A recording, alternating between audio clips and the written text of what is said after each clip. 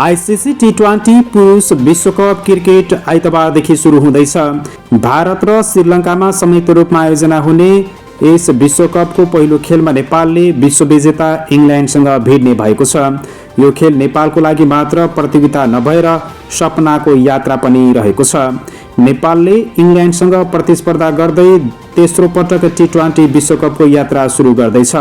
सबै खेलहरू मुम्बईको वाङखडे रङ्गशालामा हुने भएको छ।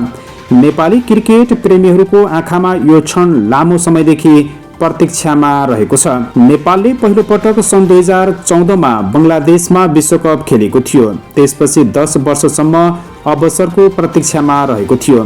तर 2024को विश्वकपमा नेपालले दक्षिण अफ्रिका र बङ्गलादेशसँग शानदार खेल प्रदर्शन गर्दै आफ्नो क्षमतालाई विश्वमञ्चमा देखाएको थियो। विशेष गरी दक्षिण अफ्रिकासँगको खेलमा 1 रनको अन्तरले हार र जितको नजिक पुगेको त्यो खेल नेपाली क्रिकेट प्रेमीको स्मरणीय क्षण बनेको छ। नेपाल लगातार कप्तान रोहित कुमार पौडेलको नेतृत्वमा विश्वकप खेल्दै आएको छ। उहाँ मात्र होइन, सोमपाल कामीले 3 पटक विश्वकप खेल्न लाग्नु भएको छ। उहाँले इतिहासमा पहिलो पटक नेपाली खेलाडी 3 पटक विश्वकप खेल्ने बन्ने गौरव हासिल समेत गर्नु भएको छ।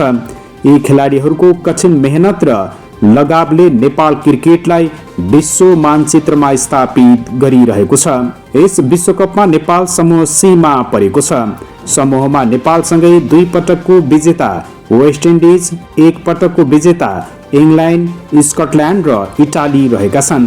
बङ्गलादेशले भारतमा विश्वकप खेल्न अस्वीकार गरेपछि स्कटल्यान्डले स्थान पक्का गरेको हो। नेपाली खेलाडीहरूका लागि यो केवल खेल मात्र होइन, देशको गौरव पनि रहेको छ।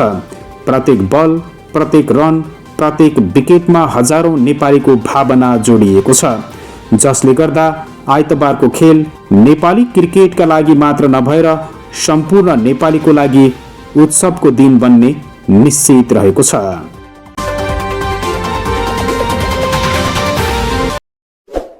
ताजा समाचारका लागि हाम्रो च्यानललाई सब्स्क्राइब गर्नुहोस्।